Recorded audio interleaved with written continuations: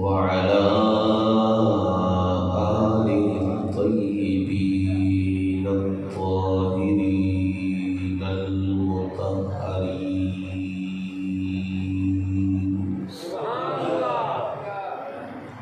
وأصحابه الراشدين الهادين المهتدين.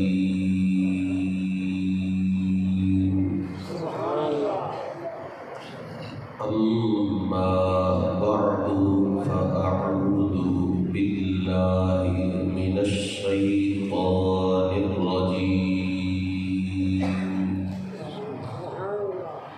بسم الله الرحمن الرحيم.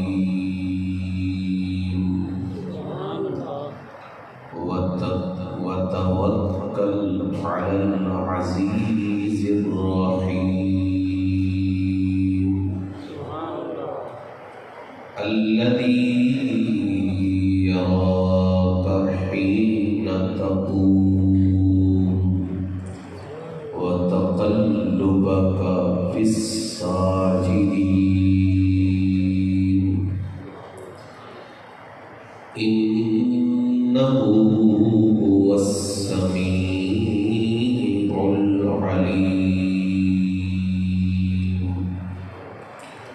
صدق الله مولانا العظيم وبلغنا رسوله النبي الكريم. إن الله وملائكته يصلون على النبي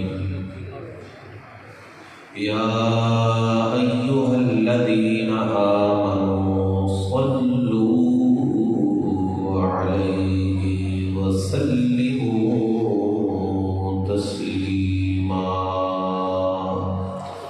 اللهم صل على محمد وعلى آل محمد وبارك وسلم. الصلاة والسلام عليك يا سيدي يا رسول الله وعلى آلك وأصحابك يا سيدي يا حبيب الله. الصلاة والسلام عليك يا قائد الغر المحجلين وعلى آلك وأصحابك يا شفيع المذنبين. الصلاة والسلام عليك يا جد الحسنين وعلى آلك وأصحابك يا إمام القبلتين ويا وسيلتنا في الدارين.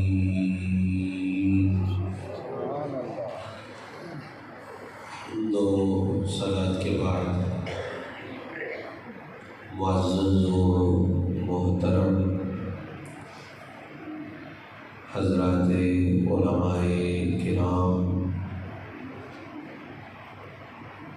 ارباب محبت و عقیدت و نسبت، آج کی یہ تقریب سعید حضور سرور عالم نور مجسم رحمت للعالمین قائد الغر المحجلین امام الاولین والآخرین ختمی مرتبت دولائے شب اسراء احمد مجتبیٰ حضور جناب محمد مصطفیٰ صلی اللہ تعالیٰ علیہ وآلہ وسلم کے ذکر میلاد کی محفل پاک ہے. دعا کیجیے خالق کائنات میری آپ کی ہم سب کی حاضری اس پاک محفل میں منظور اور مقبول فرمائے۔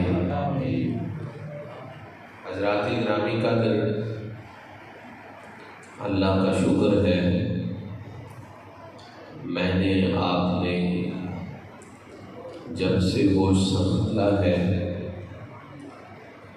ربیع الاول شریف میں بالخصوص اور پورا سال بالعموم محافل میلاد، محافل ذکر رسول، محافل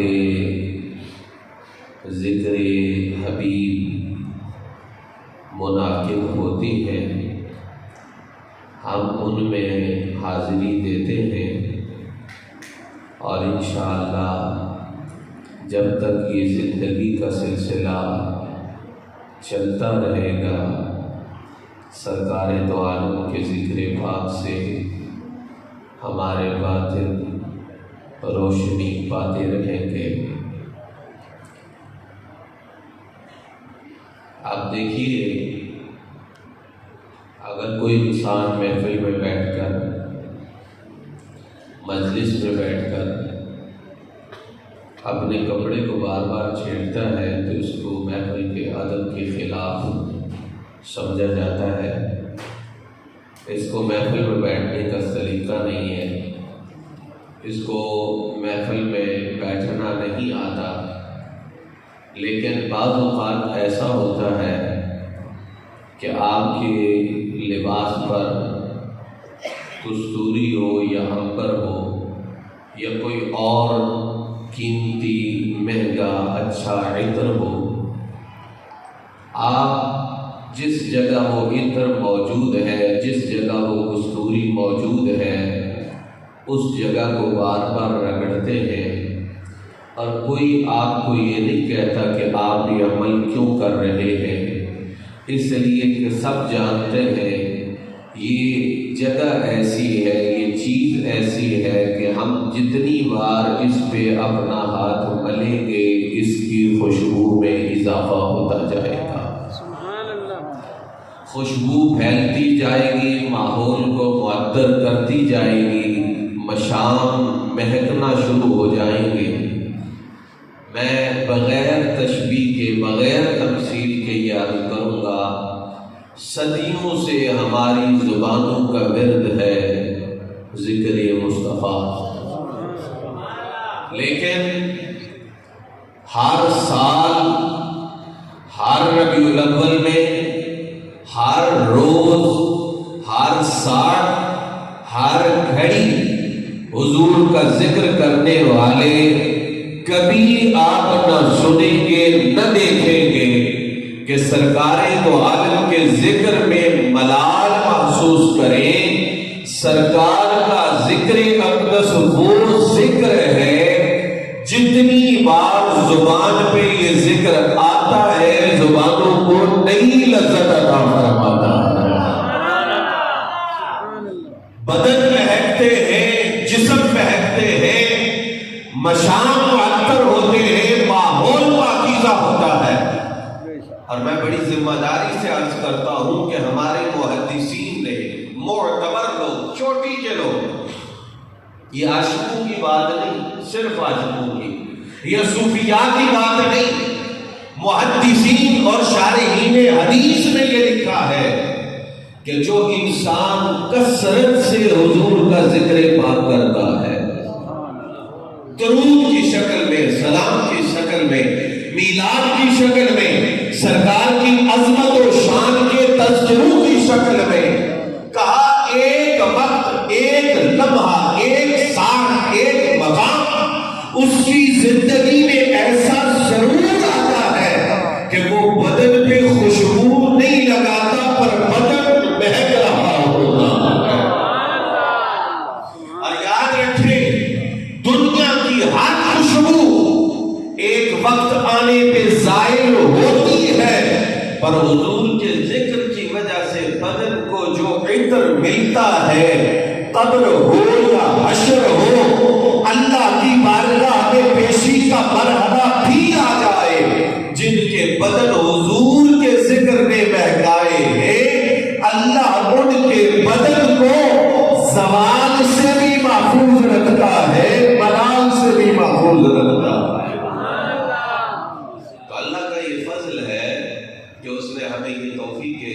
ذکر حبیب علیہ الصلوۃ والسلام نصیب فرمائی ہے۔ میں نے قرآن مجید کی 4 آیتیں آپ کے سامنے پڑھی ہیں، اور بات سمجھانے کے لیے میں مثال دوں گا، چونکہ میں طالب علم ہوں، میرا تعلق اسی شعبے سے ہے، تو مثال دے کر میں بات سمجھانے کی کوشش کروں گا۔ ہم رات ٹھہرنے کے لیے، گرمی سے بچنے کے لیے، سردی سے بچنے کے لیے، چوروں سے بچنے کے لیے، درندوں سے بچنے کے لیے، نقصان دہ چیزوں سے بچنے کے لیے اپنے ارد گرد باؤنڈری بناتے ہیں۔ ہر انسان بناتا ہے، اور اس کو ہم مکان کا نام دے لیں، اس کو ہم بنگلہ کہہ لیں، اس کو ہم کوٹھی کہہ لیں، اس کو ہم کمرہ کہہ لیں، لیکن ہر انسان یہ انتظام کرتا ہے تاکہ کوئی چور نہ آئے، بارش میں پانی نہ آئے، دھوپ کی شدت سے میں محفوظ رہ سکوں۔ توجہ چاہوں گا، اور جس ذوق اور توجہ سے آپ بیٹھے ہیں، انشاءاللہ مجھے امید ہے کہ میں کچھ آپ کو سمجھانے میں کامیاب ہو سکوں گا۔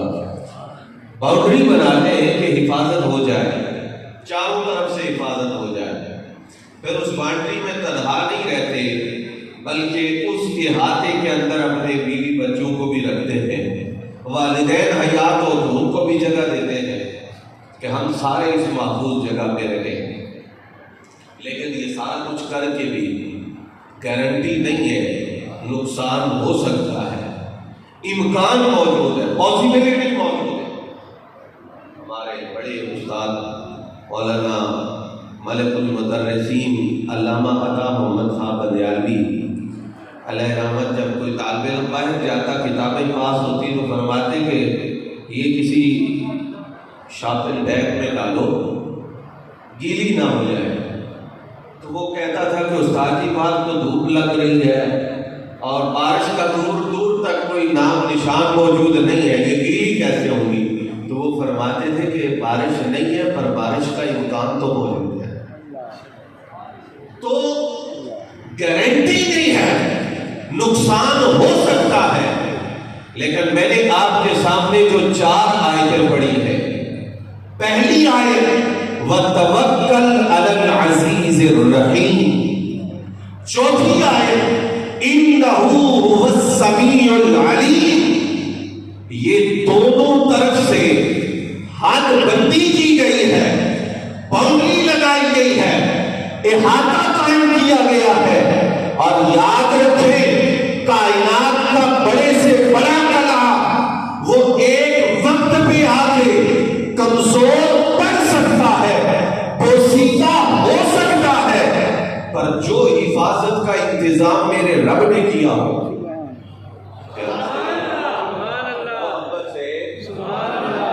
سے بولیے، جو حفاظت کا انتظام میرے اللہ نے کیا ہو، کائنات کی بڑے سے بڑی قوت مار کھا سکتی ہے، پر رب کی حفاظت کا انتظام، پستی کی طرف جانا، نقص کی طرف جانا تو ناممکن و محال ہے۔ ہاں، وقت گزرتا چلا جاتا ہے، اس کے کمال میں اضافہ ہوتا چلا جاتا ہے۔ اب وہ باؤنڈری، اور میں یہاں چونکہ اہل علم بھی بیٹھے ہیں، میں ایک بات عرض کروں گا، آپ زیادہ اس بات کو مجھ سے بہتر سمجھتے ہیں۔ قرآن کا ترجمہ بھی پڑھنا چاہیے سمجھنے کے لیے، تفسیریں بھی پڑھنی چاہیے، علماء کے اقوال کی اسٹڈی کرنے چاہیے، لیکن کبھی قرآن کو صرف قرآن سمجھ کر، اور اللہ نے آپ کو تھوڑا بہت عربی کا شعور دیا ہو تو آپ بڑے یقین فرمائیں، یہ ایسا نور ہے، اگر پورا سمجھ بھی نہ آئے پھر بھی دلوں کو روشنی عطا فرماتا ہے۔ پہلی آیت وَتَوَكَّلْ، اے میرے محبوب توکل کیجئے، عَلَى الْعَزِيزِ، اس پر جو عزیز ہے، الرحیم، اس پر جو رحیم ہے۔ اب یہ توجہ طلب ہے، عزیز اس کو کہتے ہیں جو اپنی پوری قوت کا اظہار کرے، غالب ہو، تسلط ہو اسے دوسرے کے اوپر، اور رحیم اسے کہتے ہیں کہ جو کسی کو نقصان پہنچائے گا، جہاں نرمی ہی نرمی ہو، لطف ہی لطف ہو، کرم ہی کرم ہو، مہربانی ہی مہربانی ہو، اگر آپ توجہ دیں گے تو انشاءاللہ مجھے اپنی بات کا صلہ ضرور ملتا ہوا نظر آئے گا۔ عزیز بھی ہے، رحیم بھی ہے، مطلب کیا ہے؟ کہا ایسے ہی ہوتا ہے جو حفاظت کرتا ہے وہ باہر والوں کی نسبت عزیز ہوتا ہے، اندر والوں کی نسبت رحیم ہوتا ہے۔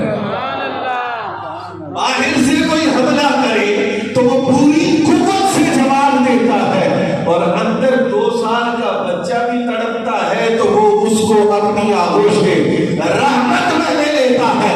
یہی اصل محافظ کی نشانی ہے۔ فرمائیے ایک باؤنڈری ہے، اور دوسری باؤنڈری کیا ہے؟ انہو هو السمیع العلیم۔ آپ کہتے ہیں کہ جو حفاظت کا انتظام کرے، اگر اس کی قوت سماعت ٹھیک نہیں ہے تو اس کو نوکری سے فارغ کر دو، اسے پتہ ہی نہیں ہے کون آیا ہے کون گیا ہے۔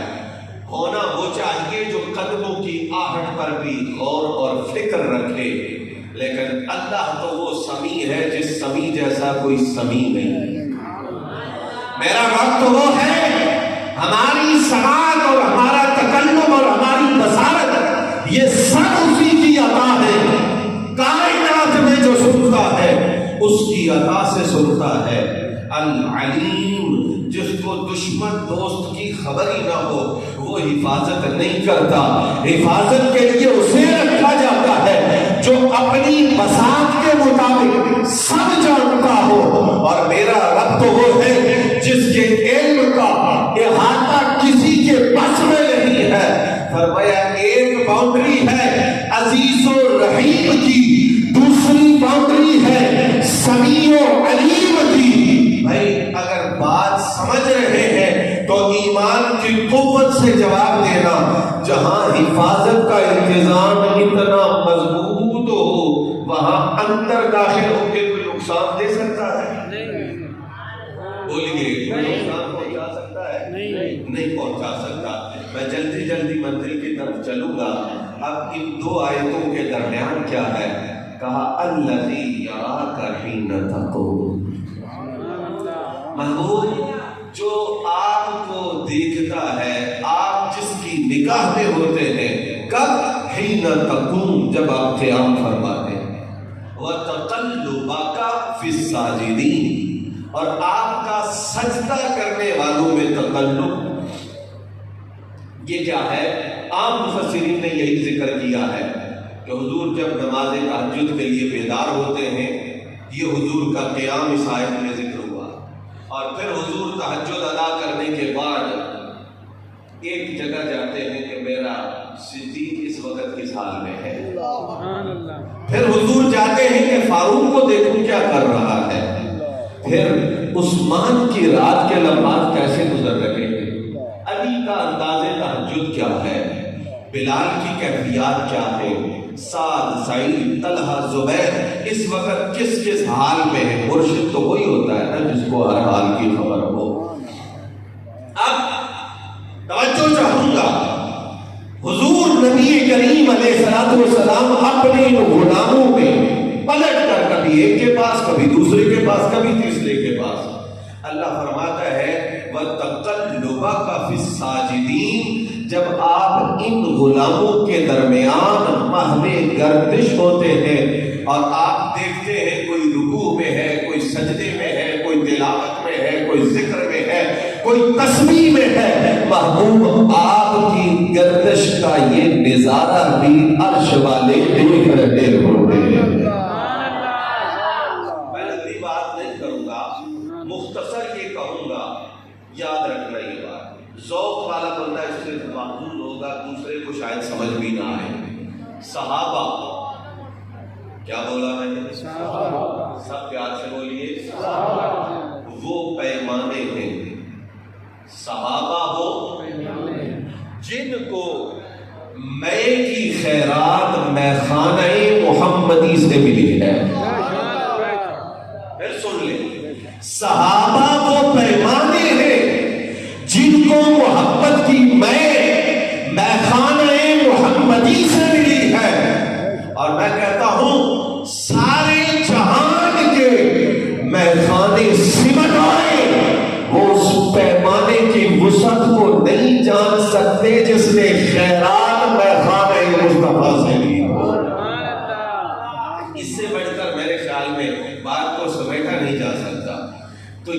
وہ ہستیاں ہیں جن کو نکھارا میرے حضور نے ہے، جن کو سنوارا میرے حضور نے ہے۔ اللہ فرماتا ہے یہ منظر بھی ہم دیکھتے ہیں۔ یہ عام اور مشہور تفسیر ہے۔ اور دوسری تفسیر جو آج کے موضوع اور میلاد کے حوالے سے میں عرض کرنا چاہوں گا وہ یہ ہے کہ الذی یراک حین تقوم، محبوب جب آپ قیام کرتے ہیں تو آپ اپنے رب کی نگہبانی میں ہوتے ہیں۔ وَتَقَلُّبْ، تقلب کس کو کہتے ہیں؟ ایک جگہ سے دوسری جگہ جانا، دوسری جگہ سے تیسری جگہ جانا، تیسری جگہ سے چوتھی جگہ جانا، یہ تقلب ہے، قلب سے ہے۔ قلب وہی ہے کہ جس کی حیت، جس کی کیفیت بدلتی رہے، اس کو قلب کہتے ہیں۔ اب تقلب ہے کبھی ایک جگہ، وہاں سے دوسری جگہ، وہاں سے تیسری جگہ۔ لفظ سننا فرمایا تقلب کا، آپ کا تقلب، آپ کا ایک جگہ سے دوسری جگہ منتقل ہونا، دوسری جگہ سے تیسری جگہ، تیسری جگہ سے چوتھی جگہ منتقل ہونا بھی رب کی نگاہ میں ہے۔ اب آسان کر کے نتیجہ لے رہا ہوں، فرمایا معلوم جب آپ قیام کریں تب بھی رب کی نگاہ میں ہوتے ہیں، اور جب آپ شکل نورانی میں پیشانی آدم میں ہوئے، تھوڑی جان پاؤ سنگیو، سبحان اللہ، تھوڑی اور محبت کرو، سبحان اللہ۔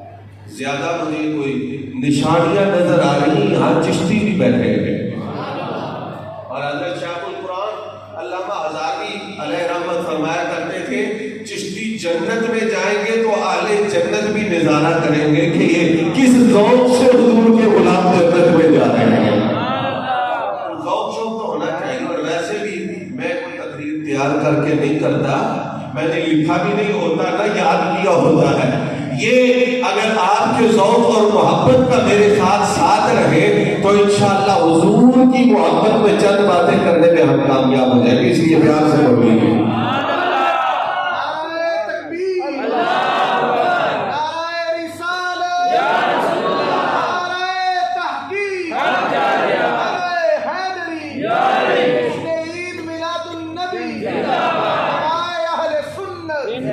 جب آپ پیشانی آدم میں ہیں، جب آپ رحم حوا میں ہیں، جب آپ صلب شیش میں ہیں، اور وقت گزرنے کے ساتھ ساتھ جناب نوح ہو یا جناب ابراہیم ہو یا جناب اسماعیل ہو یا حضور کے اجداد، حضور کے آباء، حضور کی امہات ہو، میرا رب قرآن میں فرماتا ہے یہ سب وہ ہیں جن کی پیشانیاں رب کی بارگاہ میں سجدے کے نور سے بھی منور ہے، اور جن کے قلب و جگر و نظر نور مصطفیٰ کی روشنی سے منور ہے۔ کہا آپ جہاں بھی ہیں رب کی نگاہ میں ہیں۔ میں اسٹیپ بائی اسٹیپ آگے چل رہا ہوں۔ اس کا مطلب یہ ہوا کہ محبوب تو اور تیری پوری اصل رب کی حفاظت میں ہے، اور اللہ نے ان کا وصف بتایا، فرمایا فی الساجدین۔ یہ بات نہ کریں کہ حضور کے آباء و اجداد کے ایمان کا مسئلہ کیا ہے۔ میں کہتا ہوں ایمان تو بنیاد ہے، ایمان تو جڑ ہے، ایمان کے بغیر تو کوئی عمل معتبر نہیں ہے۔ سنیں، سرکار کے آباء کرام وہ ہیں جن کا ایمان تو سبحان اللہ، رب کا قرآن ان کے کردار اور عبادت کی گواہی بھی عطا فرما رہا۔ ایک بات شیئر کر دوں، میں نے اشتہار میں پڑھا کہ خدمت خلق کا، سماجی خدمت کا فلسفہ، تو یہ بہت سنجیدگی سے یہ بات سن لینا، اس کے دو فلسفے ہیں، ایک اسلامی ہے، غیر اسلامی ہے، اور غیر اسلامی فلسفہ بڑا خطرناک ہے۔ آج کل ایسی کمپنیاں آتی ہیں، این جی اوز آتی ہیں، ایسے بہت سارے گروہ باہر سے، یورپ سے بڑے اچھے روپ کے اندر آتے ہیں، اور آ کر وہ ہمیں کہتے ہیں کہ بھائی آپ کا اسلام سماجی خدمت کے بارے میں کیا کہتا ہے، خدمت خلق۔ ہمارے جگہ سے پڑھتے کہتے ہیں ماشاءاللہ ماشاءاللہ، ہمارا اسلام بھی یہ بتا رہا ہے، ہمارا دین بھی یہ بتا رہا ہے۔ بھائی ہم اکٹھے ہو گئے نا، آپ بھی یہی کہہ رہے ہیں، ہم بھی یہی کہہ رہے ہیں، یہ سمجھے اس بات کو۔ چلتے چلتے چلتے چلتے جب وہ سمجھتے ہیں کہ موافقت ہو گئی، پھر وہ اگلا قدم ہی اٹھاتے ہیں، کہتے ہیں بھائی پھر اس کا نتیجہ تو یہی ہوا نا، مخلوق کی خدمت کرتے جاؤ، بندہ سبحان اللہ نہ کہنا اس جملے پہ، بندہ جنت میں چلا جائے گا۔ یہ وہ تیر ہے جس کو چلا کے وہ ہمارے ایمان کا قتل کرتے ہیں۔ ہم کہتے ہیں اگر کوئی انسانوں کی خدمت میں، خدمت خلق میں، آسمان سے فخر سے وہ حال چاند توڑ کے زمین پہ لے آئے اور وہ دل سے محمد عربی کا غلام نہیں بنا، جنت تو دور کی بات ہے، اللہ اسے جنت کی خوشبو بھی عطا نہیں فرمائے۔ تو یہ بہت باریک حملے ہیں اسلام کے اوپر، اسلام کی بنیادوں کے اوپر، جن کو سمجھنے کی ضرورت ہے۔ اب کوئی کہے کہ جی آپ خدمت خلق کے بارے میں پھر کیا نظریہ رکھتے ہیں، تو ہم کہتے ہیں اگر خدمت خلق کرنی ہے تو نبی پاک کا غلام بن کے کر۔ کہتے ہیں نبی پاک کا غلام بن کے خدمت خلق کیسے ہوتی ہے؟ میں نے کہا آپ خدمت خلق کس کو سمجھتے ہیں؟ کسی بیمار کو دوائی دے دی۔ آپ خدمت خلق کس کو سمجھتے ہیں؟ کسی محتاج کی مدد کر دی۔ رسول اللہ صلی اللہ علیہ وآلہ وسلم کے غلام یوں خدمت خلق کرتے ہیں کہ سیدنا فاروق اعظم اللہ کی ذات پہ یقین کر کے یہ بات فرماتے ہیں، اگر دریائے نیل کے کنارے کتا بھی بھوک سے مرتا ہے تو جواب عمر بن خطاب دے گا۔ ہم اس خدمت خلق کے قائل ہیں جو نبی پاک کی غلامی کے قائل ہیں، اپنے ہر کام کا فارمیٹ وہ اسلام کے اندر رہ کے بنا ہے، اسلام کی حدود سے نکل کر کوئی فارمیٹ وہ قابل قبول نہیں ہے، وہ سند نجات نہیں ہے، وہ بخشش کی راہ نہیں ہو سکتی۔ میں عرض یہ کر رہا تھا کہ ایمان تو بنیاد ہے، اللہ کا قرآن حضور کے خاندان پاک کے کردار اور عبادت کی بھی گواہی عطا فرما رہا۔ سنیں حضرت امام قسطلانی شارح بخاری نے المواہب اللدنیہ کے اندر یہ روایت تحریر فرمائی ہے، فرمایا جب حفاظت دیکھیے قرآن میں نے پیش کیا، جب حضرت جناب سیدنا آدم علیہ السلام کو جناب سیدہ حوا سے اس دیواجی رشتہ کے اندر منسلک کر دیا گیا، آپ دنیا پر تشریف لے آئے، اللہ نے آپ کو اولاد میں 40 بچے عطا فرمائے، 40 بچے، 20 بچیاں 20 بچے، لیکن 20 دفعات میں یہ پیدا ہوئے، یعنی ہر بار 2 بچے پیدا ہوتے، یہ 40 بچے ہوئے۔ اور سننا کہا ایک بچہ وہ ہے کہ جس کے ساتھ کوئی دوسرا بچہ پیدا نہیں ہوا، وہ اکیلا پیدا ہوا، وہ تنہا پیدا ہوا، اور وہ ہے حضرت شیس علیہ السلام۔ اور علامہ قسطلانی نے لکھا فرمایا جناب شیس کے تنہا پیدا ہونے میں حکمت یہ ہے کہ یہ وہ ہستی ہے جن کو نور مصطفیٰ کی امانت کا امین بنایا گیا ہے، اور جو سرکار کے نور کی امانت کے امین ہوتے ہیں وہ سارے جہان سے جدا منفرد اور نرالے ہوتے ہیں، الگ ہوتے ہیں۔ اب جناب سیدنا آدم علیہ السلام نے جناب شیس کو، جناب شیس علیہ السلام نے اپنے صاحبزادے کو، انہوں نے اپنے صاحبزادے کو، انہوں نے اپنے صاحبزادے کو، حتیٰ کہ جناب عبد المطلب نے اپنے صاحبزادے حضرت عبداللہ کو یہ وصیت فرمائی، یہ نسل در نسل وصیت چلتی آئی، کیا ہر باپ اپنے بیٹے سے کہنا بیٹا دیکھنا غفلت رہو، بیٹا دیکھنا کوتاہی نہ ہو، بڑی حفاظت کرنا نور محمد مصطفیٰ کی، حضور کے نور کی حفاظت کرنا۔ اور حفاظت کا کیا مطلب تھا؟ کہا کہ کسی ایسی خاتون میں یہ امانت منتقل نہ ہو جو شریف نہ ہو، نسب کے لحاظ سے یا حسب کے لحاظ سے، یہ امانت وہاں رہنی چاہیے جس شرافت نسبی بھی معتمد ہو اور جس کی شرافت حسبی کا بھی لوگ اعتراف کرتے ہیں. یہ امانت وہاں سے لے کر رینج دیکھیے. یہ جگہ نور جمال ہے. اگر کوئی بندہ آپ کو پتا ہے کہ 50 سال کی عمر تک یہاں سے باہر نہیں گیا تو وہ کہیں کہ فلاں بندے جیسا دنیا میں کوئی نہیں.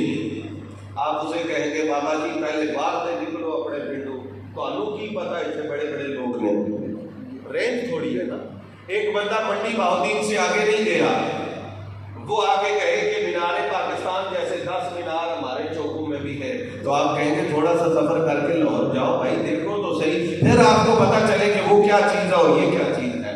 بس مثال دے کے میں آگے چلوں گا. رینج کیا ہے؟ ام المومنین سیدہ طیبہ طاہرہ سیدہ عائشہ صدیقہ رضی اللہ تعالی عنہا سے مروی ہے. جناب جبریل امین فرماتے ہیں قلبت مشارق الارض و مغاربها,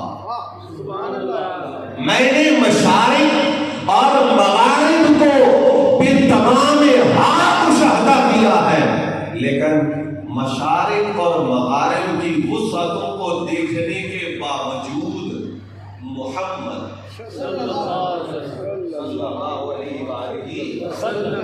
اللہ علیہ وآلہ نام ہی اتنا پیارا ہے, ظاہر بھی روشن ہوتا ہے باطن بھی, اور خدا تعالیٰ سے تعلق بھی قائم کرتا ہے. یہ مبارک نام. میں بچوں کو منطق پڑھاتے ہوئے اگر حد اوسط سمجھاؤں تو میں کہتا ہوں یہ حد اوسط اس طرح سمجھے جس طرح سرکار کے نام مبارک میں میم ہے. اس کا تعلق ہا کے ساتھ بھی ہے, اس کا تعلق دال کے ساتھ بھی ہے, پر ہا اوپر ہے دال نیچے ہے.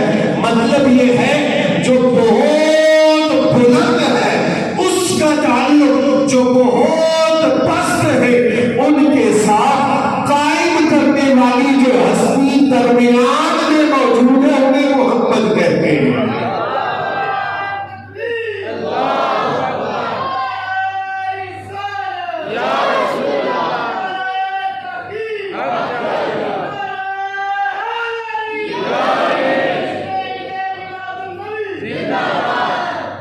جبریل امین کہتے ہیں میں نے مشارق ارض اور مغارب ارض کو گھوم کر دیکھا, پر محمد صلی اللہ علیہ وسلم سے بہتر فرد کوئی نہیں پایا, بنو ہاشم سے بہتر قبیلہ کوئی نہیں پایا. یہ انتخاب اور حفاظت الہی ہے.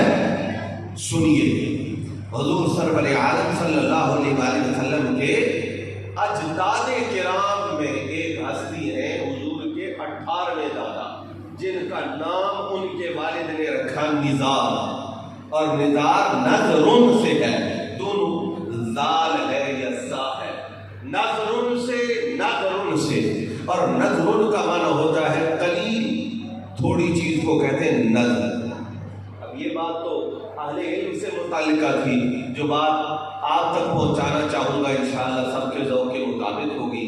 کہتے ہیں یہ نزار جب پیدا ہوئے تو پیشانی میں نور مصطفیٰ چمکا. محبت سے کہہ دیجیے آمد مصطفیٰ مرحبا مرحبا, آمد مصطفیٰ مرحبا مرحبا, چہرائے والضحیٰ مرحبا مرحبا. پیشانی میں نور مصطفیٰ چمکا. کہ یہ نور منتقل تو ان کے بابا سے ہوا تھا, لیکن جب اس نور کی امانت اپنے بیٹے میں دیکھی تو لطف آ گیا بیٹے کو دیکھنے کا. سبحان اللہ. بیٹے دیکھ کر سارے خوش ہوتے ہیں, پر یہ اتنے خوش ہوئے کہ حد کی خوشی ہوئی, اور جب خوشی انتہا کی ہوئی نا تو پھر لنگر شریف کا انتظام کیا. سبحان اللہ. ہے انتظام تو پیار سے کہیں سبحان اللہ. کھا لیا ہے پھر بھی کہیں سبحان اللہ, کھانا ہے پھر بھی کہیں سبحان اللہ. لنگر شریف کا اہتمام کیا, لیکن لنگر کا اہتمام کر کے تو ایک نظر صاحبزادے کو دیکھیں, ایک نظر لنگر کو دیکھیں, ایک نظر صاحبزادے کو دیکھیں, ایک نظر لنگر کو دیکھیں, اور پھر پھر دیکھ کے کہا ھذا نذر، کھانا تو پکایا ہے پر اس کے مقام کے مطابق تھوڑا ہے، اس کے رتبے کے مطابق تھوڑا ہے، کم ہے۔ اب بظاہر کوئی یہ سمجھے گا کہ جو کوانٹٹی ان کی نظروں کے سامنے تھی انہوں نے اس کو دیکھ کے کہا کہ تھوڑا تھا، لیکن میرا ذوق یہ کہتا ہے کہ جناب نظام اپنے پوتے جو 17 نسلوں کے بعد دنیا کے اندر ظاہر ہوگا، اس کی شان، اس کی عظمت، اس کا مقام، اس کی رفعت، اس کی شہرت، اس کی سطوت، اس کی بلندی، اس کی اولویت اور اس کا اعلیٰ مقام دیکھ کے کہہ رہے تھے ارے لوگوں یہ لنگر تو بہت تھوڑا ہے، مشرق سے لے کے مغرب تک اس شہزادے کی میلاد پر اتنا لنگر ہوگا، کائنات میں کوئی اتنی روزی کسی ذریعے سے نہیں کھائے گا جتنا میرے شہزادے کے میلاد کا صدقہ دنیا کو ملے گا۔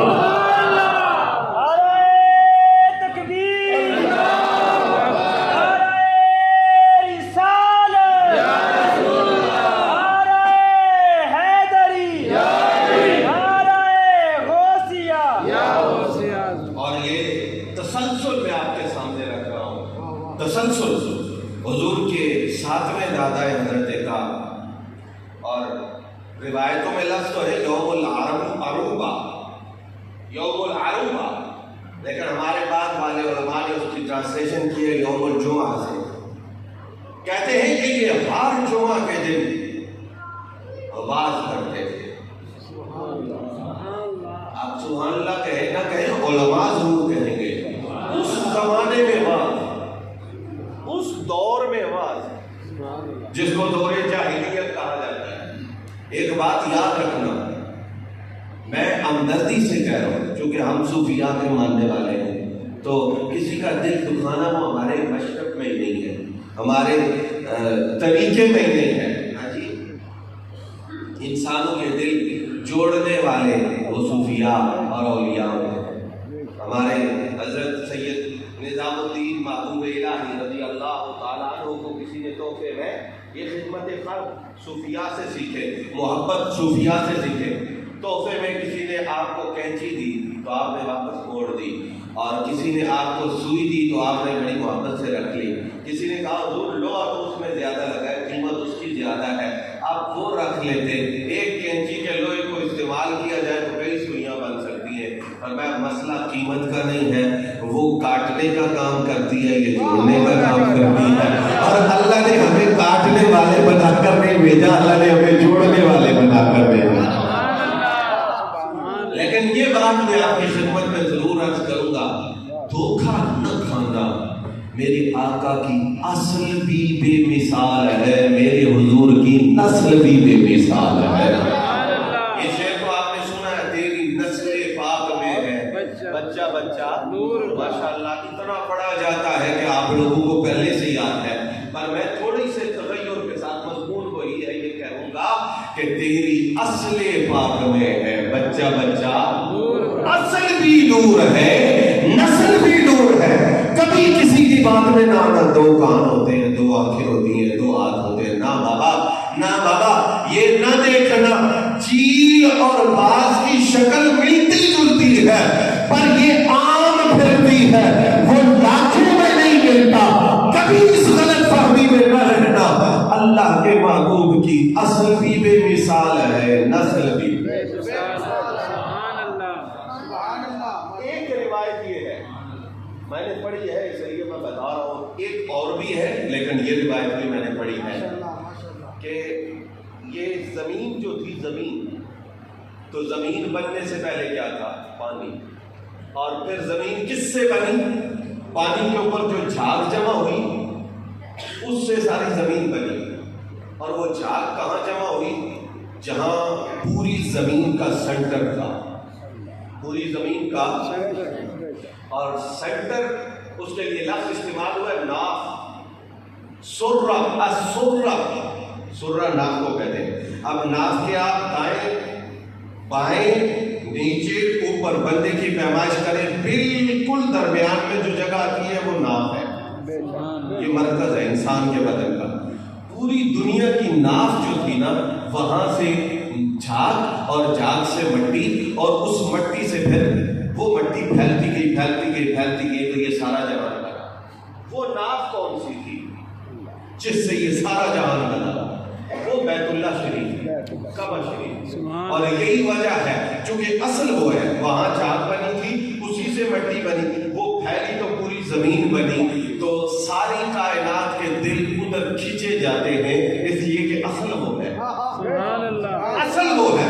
اب میں نے یہ روایت پڑھی ہے کہ وہ مٹی جس سے زمین بنی ہے، اور جو مٹی ساری زمین کی اصل ہے، اس مٹی کی اصل مٹی ہے جس کے خمیر سے اللہ نے وجود مصطفیٰ کو تشکیل فرمایا۔ حضرات گرامی قدر، تو حضور سرور عالم صلی اللہ تعالی علیہ وآلہ وسلم کی ذات اقدس، حضور کی ذات پاک، وہ اصل کائنات، ساری کائنات اس کی فرع ہے، اور وہ ساری کائنات کے لیے اصل ہے۔ حضور نبی پاک علیہ السلام کی اصل بھی بے مثال ہے، نبی پاک علیہ السلام کی نسل بھی۔ یہ بات سمجھانے کے لیے میں یہ کہہ رہا ہوں، وہ مٹی دیکھیے ناف میں سینٹر میں، اور حضور سینٹر میں ہے، درمیان میں، پیچھے دیکھے جناب آدم علیہ السلام تک، آگے دیکھے حضرت امام مہدی تک۔ اب یہ آگے پیچھے ساری نسل پاک ہے، اصل بھی نسل بھی، درمیان میں حضور ہے۔ اب میں بات مکمل کروں گا، کملی والے تیری پاکی کا کیا کہنا، تیری طہارت کا کیا کہنا، تیری نفاست کا کیا کہنا، تیری نظافت کا کیا کہنا۔ ایک محبوب درمیان میں ہے، اور پاکی دیکھیے اس کی برکت سے اللہ نے پچھلوں کو بھی طہارت دی ہے، اللہ نے اگلوں کو بھی طہارت عطا فرمائی۔ نور کی سرکار سے پایا تو شالا نور کا، او مبارک تجھ کو ذوالنورین جوڑا نور کا۔ صبح طیبہ میں ہوئی بٹتا ہے بڑا نور کا۔ کتنے تڑے بات بول رہے ہیں، بٹتا ہے بڑا نور۔ جی 12 ربیع الاول آئے گا، اپنے نور دا ویلا آئے گا، پھر پڑھیں گے۔ تو تسی ہونے تو تیاری شروع کر دیو، اس واسطے کہ میں کہنا ہونا، میں یہ کہتا ہوں کہ الحمدللہ میلاد والوں کے چہرے پورا سال ہی چمکتے ہیں۔ جب ربیع الاول شریف آتا ہے تو چمک میں اضافہ ہو جاتا ہے، اور جب 12 آتی ہے تو پھر لوگ کہتے ہیں محفل میلاد میں آپ کہتے ہیں نور برس رہا ہے، کدے دیکھا تے نہیں۔ میں نے کہا آپ آئیں، سنیوں کے چہرے دیکھ کے درود پڑھنا، تمہیں ان کے چہروں میں رب کے نور کی برکتیں دکھائی دیں گی۔ تو پڑھ لیجئے، صبح طیبہ میں ہوئی بٹتا ہے بڑا، بٹتا ہے بڑا، بٹتا ہے بڑا۔ صبح طیبہ میں ہوئی بٹتا ہے بڑا نور کا، بٹتا ہے بڑا نور کا۔ ساری کائنات کو نور کی خیرات ملتی ہے تو وہ بارگاہ مصطفیٰ سے نصیب ہوتی ہے۔ حضور کے 7ویں دادا حضرت کا رضی اللہ تعالیٰ عنہ، آپ جمعے والے دن واز کرتے ہیں، اور واز کیا ہوتا تھا؟ آج کی بات نہیں، یہ صدیقیہ مسجد کی بات نہیں، بلکہ حضور کے 7ویں دادا واز کرتے، حضور کی میلاد کا ذکر فرماتے۔ کتابیں موجود ہیں، حوالے موجود ہیں، زندگی بھر غیر ذمہ داری سے میں کوشش پوری کرتا ہوں کہ کوئی بات میرے منہ سے نہ نکلے۔ واز میں یہ کہتے، لوگوں سنو، بالخصوص قریش یہ سنو، کچھ وقت گزرنے کے بعد اللہ میری اولاد میں ایک نبی عطا فرمائے گا، اور وہ نبی اتنی شانیں لے کے آئے گا، اتنے اللہ مجھے توفیق دے تو میں اس کی حمایت کروں گا، تمہیں توفیق دے تو تم نے حمایت کرنی ہے، وگرنہ اپنی نسلوں کو کہہ جانا جب وہ محبوب آئے تو پھر اس کی حمایت کے لیے تیار رہیں۔ شارٹ کر کے آگے بڑھوں گا کہ جب واقعہ آپ کو معلوم ہے الم تر کیف فعل ربک باصحاب الفیل، جب ابرہہ آیا مکہ شریف اور مقصد اس کا ٹارگٹ کیا تھا؟ بیت اللہ شریف، کہ اس پہ حملہ کروں گا، بیت اللہ شریف کو میں شہید کروں گا، الیاذ باللہ تعالی۔ اب یہ مکہ شریف کے اندر ایک روٹین تھی، معمول تھا، جب کوئی پریشانی ہوتی تو یہ لفظ علماء تصدیق کریں گے، مکہ والے بولتے پریشان کیوں ہوتے ہو، بتوں کے پاس کیوں جاتے ہو، مارے مارے کیوں پھر رہے ہو، ہمارے پاس جناب ابراہیم اور اولاد اسماعیل کی نشانی موجود ہے۔ بس اگلی بات کرنے کی ضرورت ہی نہیں پڑتی تھی، وہ کہتے سمجھ گئے ہیں عبد المطلب کے پاس جانا ہے۔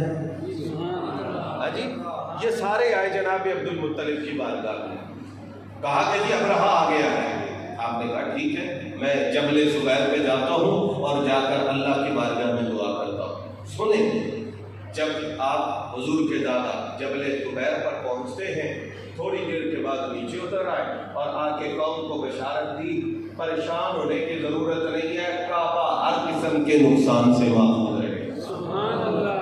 کہا جناب ہوا کیا ہے، یہ شورٹی یہ گارنٹی آپ کو دی کس نے ہے؟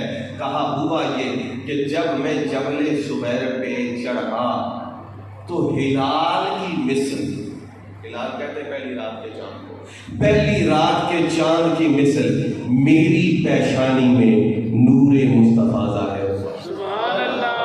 اللہ تعالیٰ آپ کو سبحان اللہ کہنے پہ بہت زیادہ برکتیں عطا فرمائے۔ پھر محبت سے کہہ دیجیے اب سنیں، ٹارگٹ چکے بیت اللہ کا، حضرت عبد المطلب فرماتے ہیں کہ میری پیشانی سے وہ نور نکلا اور سیدھا جا کے بیت اللہ شریف کے اوپر اس کی روشنی پڑی۔ کہا جب میری آنکھوں سے میری پیشانی سے نور مصطفیٰ نکل کر بیت اللہ تک پہنچا تو میں نے کہا اب فکر کی ضرورت نہیں، اللہ اپنے محبوب کے نور کے صدقے بیت اللہ کی حفاظت فرمائے۔ یہ نور جناب عبداللہ کی ذات اقدس میں جب منتقل ہوا، واقعات آپ سنتے لیکن ایک جملہ سن کے انسان وجد کی کیفیت میں آتا ہے۔ بہت ساری عورتوں نے آپ سے یہ پیشکش کی کہ یہ نور کی امانت ہمیں منتقل کر دیجیے۔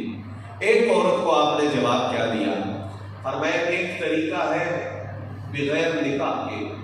اب یہ آج کے دور میں کوئی یہ جملہ بولے تو عجیب نہیں، قرآن نازل ہو چکا، اسلام آ چکا، شریعت آ چکی، پر وہ زمانہ دیکھیے۔ حضرت عبداللہ نے کہا ایک طریقہ ہے نکاح کے بغیر کسی سے تعلق قائم کرنا، اور یہ اس زمانے میں عام تھا، رائج تھا، پر آپ نے کیا فرمایا؟ فرمایا اس سے مجھے موت زیادہ عزیز ہے۔ میں نے شروع میں کہا تھا کہ ایمان کی بات پہ بحث نہ کریں، اللہ نے ان کے کردار کی پاکی کا بھی اعلان فرمایا۔ آسان کرو، کام مان تو سکتا ہوں، پر جو اللہ نے حرام کیا ہے اس کی طرف رخ نہیں کر سکتا۔ اور توجہ چاہوں گا، حضور نے یہ واضح طور پہ ارشاد فرمایا، یہ نہیں کہ صرف نکاح سے پیدا ہوا ہو، نکاح دور جاہلیت میں ہوتا تھا اور اس کو بھی اچھی چیز سمجھا جاتا تھا بنسبت زنا کے، لیکن سرکار نے فرمایا میں صرف نکاح سے پیدا نہیں ہوا، نکاح الاسلام کرنن فکرنن نسلن بعد نسل، فرمایا اللہ نے مجھے نکاح اسلام کے ذریعے پیدا فرمایا، یعنی ہر زمانے میں وہ نکاح جس کو اسلام نکاح کہتا ہے، اللہ نے اس نکاح کے ذریعے میرے نسب کی حفاظت فرمائی ہے۔ اور دیکھیے یہ تو کردار ہے، اور شرافت دیکھیے، فرمایا دوسرا طریقہ ہے نکاح، اور نکاح میں میں اپنے بابا کی مرضی کا پابند ہوں، اس کے خلاف میں فیصلہ نہیں کر سکتا۔ اب حضرت عبد المطلب نے، اور یہ بات پوری ذمہ داری سے میں کہہ رہا ہوں کہ جب جناب عبداللہ کا نکاح جناب آمنہ کے ساتھ ہوا رضی اللہ تعالیٰ عنہما، اس وقت پوری روئے زمین پر جناب عبداللہ سے افضل کوئی مرد نہیں تھا، سیدہ آمنہ سے افضل کوئی عورت موجود نہیں۔ پوری کائنات میں سب سے زیادہ فضیلت جن دو ہستیوں کو اللہ نے دی وہ یہ دو ہستیاں سی۔ اتنا خوبصورت نکتہ میں آپ کی سماعتوں کی نظر کرنا چاہ رہا ہوں کہ یہ دونوں جب نکاح کے رشتہ میں پروئے تھے تو اللہ نے اپنے محبوب کو پیدا کیا، لیکن عجیب بات ہے جناب عبداللہ کا وصال ولادت سے پہلے زیادہ روایات کی نہیں، اور بہت چھوٹی عمر میں سیدہ آمنہ کا وصال ہو جاتا ہے، اور نہ صاف کوئی بہن پیدا ہوئی نہ صاف کوئی بھائی پیدا ہوا۔ اگر آپ نے میری باتوں کو یاد رکھا ہے تو میں نے شروع میں کہا تھا کہ جناب شیش تنہا پیدا ہوئے، جن کے ہاں امانت رکھی گئی ان کے ساتھ اللہ نے کسی کو شریک نہیں کیا، اور پھر جب اس امانت کا اس کائنات میں ظہور ہوا، توجہ چاہوں گا، تو پھر کیا ہوا؟ نہ ساتھ کوئی بہن ہے نہ ساتھ کوئی بھائی ہے۔ کیوں؟ اس کے اندر ایک حکمت تو یہ ہے کہ حضور بے مثلوں بے مثال ہے، کوئی مثل نہ ڈھولٹ نہیں، کوئی مثل نہ کوئی مثل نہ چپ کر مہر علی اتھے جا نہیں ہے، لا مثل کا فی الدارین بھیا، یہ بھی حضرت کا کلام ہے، لا مثل کا فی الدارین بھیا، کہا حضور کی مثل پوری کائنات میں نہیں، اور بہن بھائی جو ہے وہ مثلیت کا دعویٰ کر سکتے ہیں، اللہ نے بہن بھائی سے حضور کو پاک رکھا، تنہا جناب عبداللہ اور جناب آمنہ کے بطن سے حضور کی ولادت کا ساتھ۔ لیکن ایک گہری بات ہے، اس کی طرف بھی میں آپ کی توجہ دلاؤں گا کہ میں پیدا ہوا اس دنیا میں، اس کا سبب میرے امی ابا ہیں، آپ پیدا ہوئے اس کا سبب آپ کے والدین تھے، کائنات کا ہر انسان پیدا ہوتا ہے اس کا سبب اس کے والدین ہوتے ہیں۔ وہ مدینے والے سائیاں، اللہ تعالیٰ نے جناب عبداللہ اور جناب آمنہ سے اپنے محبوب کا ظہور فرمانے کے بعد، اظہار فرمانے کے بعد دونوں کو اپنی بارگاہ میں بلا لیا۔ مولا کیوں؟ فرمائے ان کو جس مقصد کے لیے پیدا کیا تھا۔ اب سمجھے بات کو، جس مقصد کے لیے پیدا کیا تھا، بھئی اس کا مطلب یہ ہوا کہ جناب عبداللہ اور جناب آمنہ کی تخلیق کا سبب حضور ہے۔ کائنات میں ہر بچے کی تخلیق کا سبب اس کے والدین ہوتے ہیں۔ سرکار وہ ہے جو اس کائنات میں پیدا ہونے میں کسی کے محتاج نہ ٹھہرے، اللہ نے ان کے والدین کو تخلیق کیا تو حضور کی وجہ سے تخلیق فرمایا۔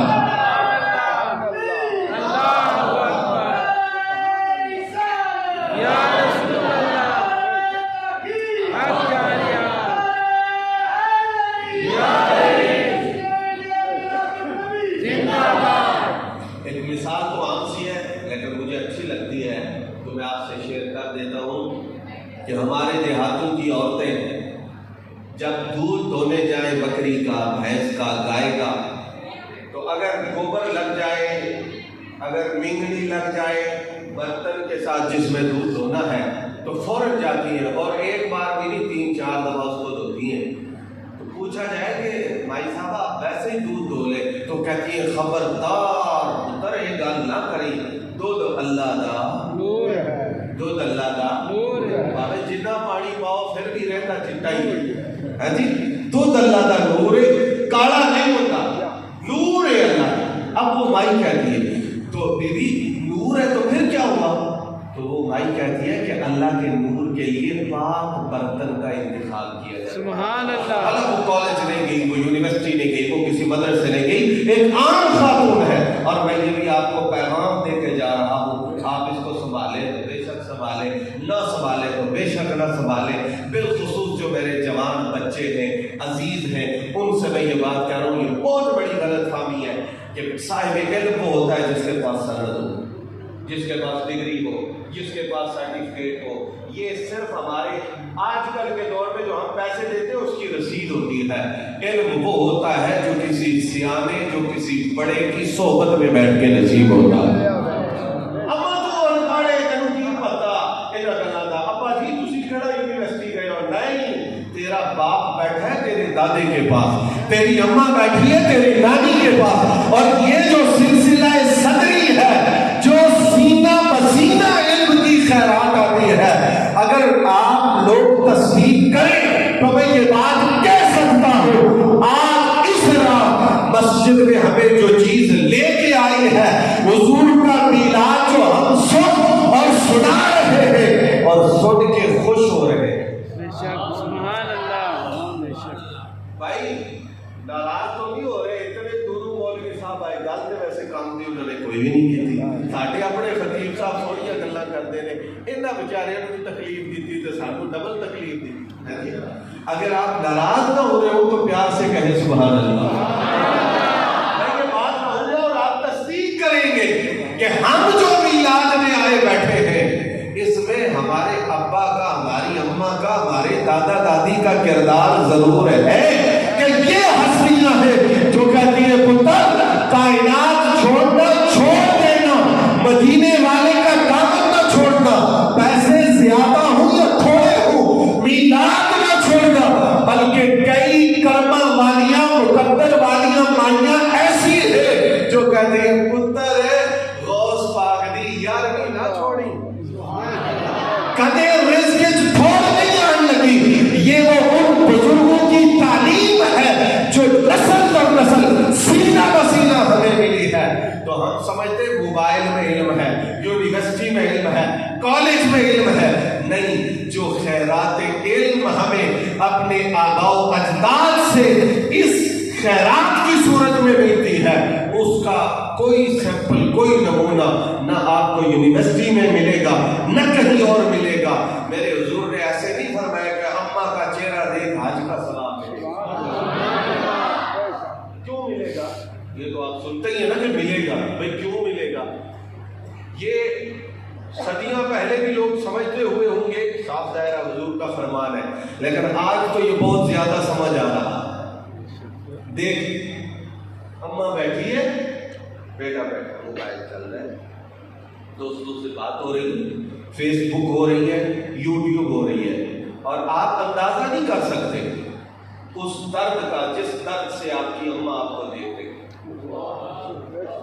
وہ گھنٹوں تکتی رہتی ہے میرا بچہ کب نظر اٹھا کے مجھے دیکھے گا.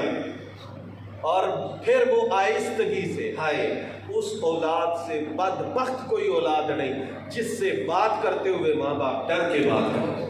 اچھا جواب کیا دے گا؟ اور اللہ کا واسطہ ہے، میں اس لیے نہیں کہہ رہا ہوں کہ میں مدرسے کا پڑھا ہوا ہوں. میں آپ کو یہ کہوں گا بچوں کو ڈاکٹر بنائیں، وکیل بنائیں، انجینئر بنائیں، جو بنائیں، پر ان کو رب کے قرآن سے بیگانہ نہ رکھنا.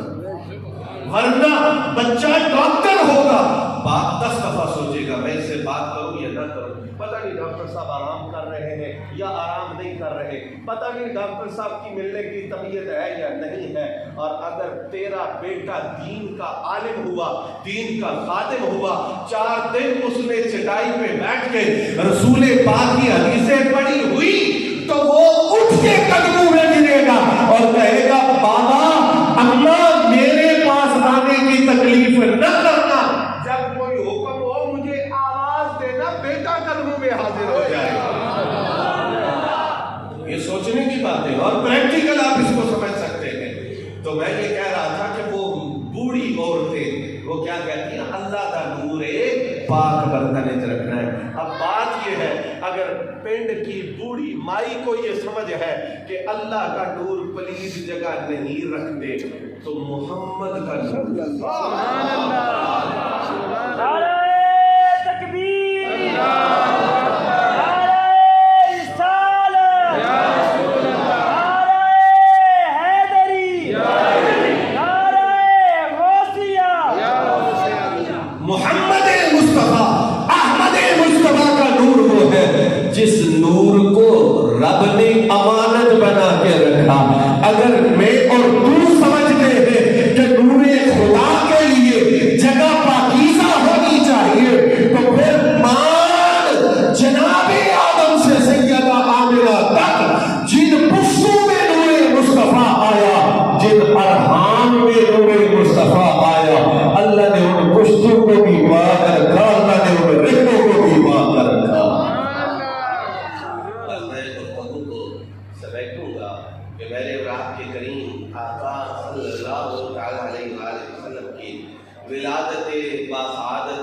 کہ بعد جب دائیاں آئیں حضور کو لینے کے لیے اور پھر وہ اپنے وقت اور قسمت کے پیچھے رکھنے کی وجہ سے پیچھے رہ گئیں اور اماں حلیمہ کو آپ کے در دولت تک رسائی نصیب ہو گئی.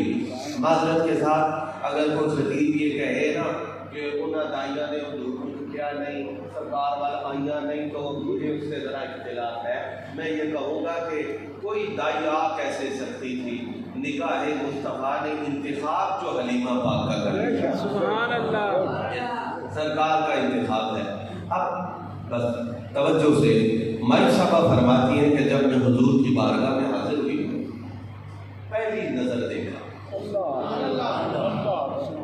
کس کو دیکھا؟ پہلی نظر دیکھا. کس کو دیکھا؟ اگر آپ کا ذوق ہے تو ڈنگے سے ڈنگا جی ڈنگے سے میں آپ کو گول راہ میں لے جاتا ہوں جی. ڈنگی راہ پھر گول راہ. گول راہ کا یہ فائدہ ہوتا ہے کہ بندہ جتنا بھی گھوم لے ریتا اتر یہ باہر نہیں نکلتا. تو گول راہ جو ہے نا یہ گول راہ ہے. جو مہر علی اور باپو جی کی زلفوں کا اسیر ہو گیا پھر وہ کہیں گیا ہی نہیں. وہ جدھر بھی گیا وہ پلک میں گھوڑنے نہیں آیا ہے. کون سا چہرہ سیدہ حلیمہ نے دیکھا؟ کس چہرے کے اوپر نظر سیدہ حلیمہ کی پڑی؟ دو ابرو قوس مثال دسن جتو نوکے بیا دے تیر چھٹن لبا سرخ آنکھاں کے لال یمن چٹے دم موتی دیا دن لڑیاں. دو ابرو قوس. قوس کہتے ہیں کمان کو. فرمایا حضور کے دو ابرو ایسے ہیں جیسے کمان. جیسے کمان. اچھا اب پیر صاحب صرف شاعر تو نہیں تھے نا. آج کل جیسے شاعر ہوتے ہیں کوئی شاعر بیٹھا ہو تو اس سے پیش کی معذرت. پہلے پڑھتا ایک کتاب میں ناتا پہلے پڑھتا ایک کتاب میں پھر لکھتا ایک کتاب میں ناتا دی. کتاب سے لفظ شفظ آگے پیچھے کر کے ایک اور کتاب پیدا ہو جاتی ہے پھر اس سے اور کتاب پیدا ہو جاتی ہے. ایسی شاعری بھی چلتی ہے آج کل کے دور میں. لیکن قبلہ عالم صرف شاعر نہیں تھے وقت کا مجدد بھی. صرف شاعر نہیں ہے یہ مولا علی کے اور غوث چلی کے علم کا وارث بھی ہے. صرف شاعر نہیں ہے فاتح قادیان بھی ہے. صرف شاعر نہیں ہے وہ عالم ہے جو کہتا ہے تا یافتہ اب خبر ازباب علوم دل دل دادا بمہر آشہ حیدر کرارم. کہا لوگ علم صرف کتابوں سے لیتے ہیں. ہم نے کتابوں سے بھی علم لیا ہے باپو سے علم لیا. لفظ آ گیا میں بولنا نہیں چاہتا تھا. آج کل کوئی کمپنیاں ایسی آ گئی ہیں جو باپو سے بہت پریشان ہیں جی. اور ہمارے بچے بھی شوق سے ان کے پیچھے لگ جاتے ہیں. تھوڑی تھوڑی عقل استعمال کیا کریں انشاءاللہ اللہ تعالیٰ سیدھا راہ دکھا دے گا. بڑا متاثر ہوتے ہیں بہت متاثر. بڑی عقلی بات کی ہے. کیا عقلی بات کی ہے؟ ایک دو لطیفے میں آپ کو سنا دیتا ہوں.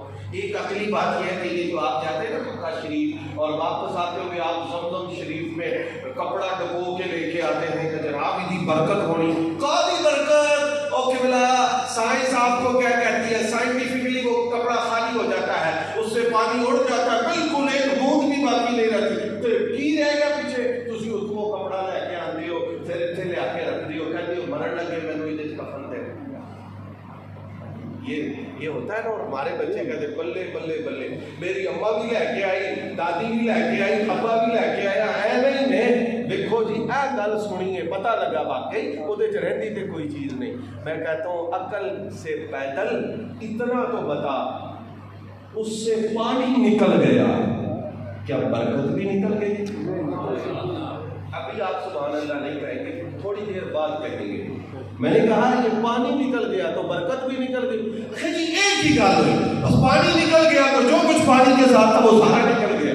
میں نے کہا نہیں نہیں نہیں ایسے نہیں چلے گا.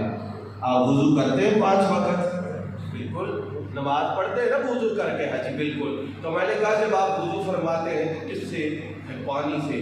تو میں نے کہا جب پانی خشک ہو جاتا ہے پانی تو چلا گیا طہارت کے بارے میں کیا خیال ہے؟ اگر طہارت پانی کے ساتھ نکل گئی تو دوبارہ وضو کرو. شکوا حمید ہم کے قضا بھی کنت نواز. اگر پانی کے ساتھ طہارت گئی تو پھر وضو کر، اور مسجد تک آئے گا پھر وضو کرے گا، پھر آئے گا پھر وضو کرے گا. نتیجہ کیا ہوا؟ پانی نکل گیا، طہارت باقی ہے. زمزم نکل گیا، برکت باقی ہے. سبحان اللہ. مسئلہ یہ ہے کہ تجھے طہارت نظر نہیں آتی، اس لیے تجھے برکت نظر نہیں آتی. پر یاد رکھو، یہ میں نے آپ کو ایک لطیفہ بتا دیا ہے، اور اس قسم کے ملتے جلتے کئی لطیفے. اچھا جی، غوث پاک پانی تے مصلی رکھ کے نماز پڑھ لیندے سن. حضرت عمر نے ایویں میری بیڑے بنائے، اگر پانی تے بندہ کرامت نہ ٹر لیندا ہے تے پھر صحابہ ٹرتے رہتے. کہانیاں نے جناب، گلاں باتاں نے. میں نے کہا اگر اللہ تجھے عقل دیتا تو اتنا تو سوچ کہ حضرت سیدنا سلیمان علیہ السلام، آپ تو نبی ہیں لیکن آپ کے امتی جو آپ کے ساتھ ہوتے تھے ان کے لیے رب کا انتظام یہ تھا کہ تمہیں لے کے چلے گی ہوا. سبحان اللہ. قرآن ہے کہ نہیں ہے جی؟ اور پھر سپیڈ آہستہ کرنی ہے، ٹھیک ہے. تیز کرنی ہے، ٹھیک ہے. یہاں لینڈ کرنا ہے، ٹھیک ہے. یہاں سے اٹھ کے چلنا ہے، ٹھیک ہے. میں نے کہا اگر جناب سلیمان علیہ السلام کی امتیوں کے لیے ہوائی ڈیوٹی دے رہی ہے تو فاروق اعظم تو مراد مصطفیٰ ہے. سبحان اللہ. بات سمجھ آئیے؟ ایک عالم اسباب ہے، ایک عالم کرامات ہے. یہ اپنی جگہ ہے، وہ اپنی جگہ ہے. ایک مرحلہ وہ ہے کہ مدینے والے آقا ہاتھ بلند کرے تو فرمائے کہ جنت سے خوشہ توڑ کے لانا چاہتا تو لا سکتا. سبحان اللہ. دوسرا مرحلہ کیا ہے؟ خندق میں حضور پتھر اٹھا کے، ہے کہ نہیں ہے؟ سرکار لکڑیاں اٹھا کے. یہ عالم اسباب ہے. ادھر بھی تعلیم دینی ہے، فرمایا اسباب بھی سکھائیں گے، لیکن اگر اپنی طاقت کا اظہار کرنا چاہے تو یہ پتھر کیا ہے؟ چاند بھی دو ٹوٹے ہو کے گھروں میں آ سکتا. جلدی آپ اپنے علماء سے دور نہ ہو جایا کریں. نہیں مولوی صاحب نے 20 سالہ سے گلاں نہیں دسیاں جڑیاں سانو فلانے صاحب نے دسیاں نے. فلانے صاحب کی اتنی سی عقلوٹی ہے جس کی وجہ سے وہ لوگوں کو گھماتے ہیں. اگر قرآن و سنت کا نور آپ کے سامنے ہے تو انشاءاللہ العزیز آپ کی عقل، آپ کی دانش آپ کو بتائے گی کہ دین بائی پاس کر کے نہیں آیا. دین وہی ہے جو کڑی سے کڑی ملا کر 14 صدیوں کے واسطے سے اللہ نے ہمیں حضور کی بارگاہ کے تصدق عطا فرمایا. میں عرض یہ کر رہا تھا کہ پیر میر علی شاہ صاحب فرماتے ہیں تو ابرو قوس مثال دسن. یہ کمانے ہیں. اب سوال پیدا ہوا کمان سے تو تیر نکلتا ہے، کمان ہو تیر نہ ہو تو کمان بیکار ہے. فرمایا جیتو دو کے میاں دے تیر چھٹن. فرمایا یہ جو پلکیں ہیں یہ تیر ہے. اچھا حضور جب تیر نکلتا ہے تو بندے کو نقصان دیتا ہے. ایک جملہ بولو میں خوش ہو جاؤں گا. بندے کو نقصان دیتا ہے. سارے بولو. بندے کو نقصان دیتا ہے. بندے کو نقصان دیتا ہے. جیسے ایسے نہیں بولے ہو بھی بولو. بندے کو نقصان دیتا ہے. واہ کریم، یہ تیر بندے کو نقصان دیتا ہے. فرمایا ہاں یہاں فرق پڑے گا کہ مصطفیٰ کے 2 ابرو ہے قوس کی مثال، اور نوکے میاں جو پلکیں ہیں ان کی نوکے وہ تیر کی مثل ہیں. پر یہ جملہ میرا سن کے اگر اچھا لگے تو دعا کر دینا کہ دنیا کا ہر تیر نقصان دیتا ہے، اس نگاہ سے جو تیر نکلتا ہے وہ دل کو ایمان دیتا ہے. جو اس تیر کا شکار ہوا وہ صاحب ایمان ہو گیا. حجرے تھی مسجد آؤ ڈھلن نوری جات دے کارن سارے سکن، دو جگ اکھیاں راہدہ فرش کرن، سب انسو ملک ہورا مریا. وہ چہرہ جب سیدہ حلیمہ نے پہلی دفعہ دیکھا تو اب یہ عجیب مرحلہ ہے. فرماتی حضور آرام فرما رہے تھے. پہلی دفعہ جب سرکار کی زیارت کی اس بچپنے کے عالم میں تو سرکار آرام فرما رہے تھے. اب آپ کسی بچے کو پہلی دفعہ ملنے جائیں تو وہ سو رہا ہو تو آپ اس کو چوٹی کاٹتے ہیں کہ یہ جاگے. میں دیکھوں یہ آنکھیں کیسے کھولتا ہے، یہ روتا کیسے ہے، یہ اس کے لب کھلتے ہیں تو یہ کیسا لگتا ہے، یہ سارا ہم کرتے ہیں. لیکن سیدہ حلیمہ فرماتی ہیں جب میں نے حضور کو سوتے ہوئے دیکھا تو حضور اتنے پیارے ہیں. سبحان اللہ. پہلی ادائی میں نے یہ دیکھی نا تو کہا میرا دل چاہتا تھا کہ حضور سوئے رہے تو میں زیارت میرا محبوب سوئے ہوئے اتنا پیارا لگا. سبحان اللہ. لیکن کافی وقت گزرا، جب یہ زیارت کرتی رہی تو کچھ آگے ہوئی اور ہمت کر کے اپنا ہاتھ سینے پہ رکھا. سبحان اللہ. علم نشرح لک صدرک کے سینے پہ. فرمایا کیا ہوا؟ میرے محبوب نے آنکھیں کھولی. سبحان اللہ. اگر سوئے ہوئے حسن بے مثال ہے تو آنکھیں کھولی ہوگی تو عالم کیا ہوگا؟ سبحان اللہ. اب جو تھا وہ انہوں نے بتا دیا. فرمایا فخرج من عینیہ نور. سبحان اللہ. سرکار کی مبارک آنکھوں سے کیا نکلا؟ نور. کیا نکلا؟ نور. نور نکلا. کدھر گیا؟ فدخل خلال السماء. فرمایا میں تکتی گئی، جدھر تک نظر پہنچی وہاں تک حضور کی نگاہوں سے نکلنے والا نور پہنچ رہا. سبحان اللہ. پھر کہتی ہے حضرت علامہ قاضی ثناء اللہ صاحب پانی پتی نے رحمہ اللہ تعالیٰ یہ لکھا ہے. فرمایا کہ جب سیدہ حلیمہ سعدیہ نے حضور کو اٹھایا اور اٹھا کے جانے لگی تو کہتی ہے میں بیت اللہ شریف پہنچی اور میں نے کہا کہ بیت اللہ شریف کا طواف کرتی ہوں. طواف کرتے کرتے حضور کو بھی طواف کراتے کراتے میں حجر اسود کے قریب گئی اور میں نے کہا خود بھی حجر اسود کو بوسہ دیتی ہوں، اس نو مولود کا بھی بوسہ دلا دیتی ہوں. فرماتی ہے جب میں نے خود بوسہ دیا تو دیا، جب حضور کو بوسہ دلانے کے لیے آگے کیا حجر اسود کو میں اپنے انداز میں کہہ رہا ہوں بجے دیا. وہ اپنی جگہ سے سر کا دائیں بائیں اوپر نیچے ہلا اور پھر اپنی جگہ چھوڑ کے آگے آیا اور آگے نکل کر اس نے کملی والے محبوب کے لبوں سے اپنا وجود لگایا.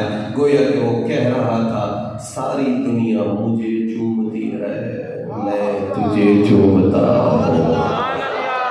سبحان اللہ. آپ نے سن رکھا ہوگا کہ سیدنا فاروق اعظم رضی اللہ تعالیٰ عنہ نے حجر اسود سے کیا کہا؟ نہ تو نفع دیتا ہے نہ تو نقصان دیتا ہے، اس لیے چومتا ہوں، مجھے حضور نے چوما ہے. سرکار اگر نفع نقصان نہیں دیتا ویسے دیتا ہے کہ نہیں دیتا؟ آپس نہیں ڈالے. حجر اسود کو فائدہ دیتا ہے کہ نہیں دیتا ہے؟ جی دیتا ہے یا نہیں دیتا ہے؟ ایویں تو نہیں ہوتے جناب آوازاں کے سارا کچھ ایک بار ہی چوم لئیے. ہاں جی فائدہ دیتا ہے تو پھر چومتے ہیں نا. سننا بات. اور سرکار فاروق اعظم کیا فرما رہے ہیں؟ نہ تو نفع دیتا ہے نہ تو نقصان دیتا ہے، پر میں تجھے چوم رہا ہوں اس لیے کہ تجھے حضور نے چوما ہے. اب ان کا یہ جملہ خلاف واقع نہیں ہو سکتا کہ نہ تو نفع دیتا ہے نہ تو نقصان دیتا ہے. آپ سب کہہ رہے ہو نفع دیتا ہے، مطلب کیا ہے؟ تو کب نفع دیتا؟ یہ تو کسی کے لب لگے ہیں جنہوں نے تجھے نفع دینے والا بنا. ہاں نفع دیتا ہے، نفی نہیں ہے، پر یہ کسی کے مبارک لب لگے ہیں جنہوں نے تجھے نفع دینے والا بنا دیا ہے. گویا کہ فاروق اعظم نے یہ عقیدہ امت کو دیا ہے اگر حجر اسود ہو یا بیت اللہ ہو جس سے بھی فیض ملے گا کملی والے آقا کا صدقہ فیض ملے گا. اللہ پاک کی بارگاہ میں دعا ہے کہ وہ آج کی اس خوبصورت بزم کو اپنی بارگاہ میں شرف اجابت عطا فرمائے. جس محبت سے آپ نے اس محفل پاک کو سجایا، اللہ آپ کی محبت کو اپنی بارگاہ میں مستجاب و مقبول و منظور فرمائے. مل کے آمین کہیے. مولا حضور کی غلامی میں زندگی دے، اسی غلامی میں موت دے اور قیامت والے دن اسی غلامی میں اٹھنا نصیب فرما. وآخر دعوانا الحمدللہ رب العالمین.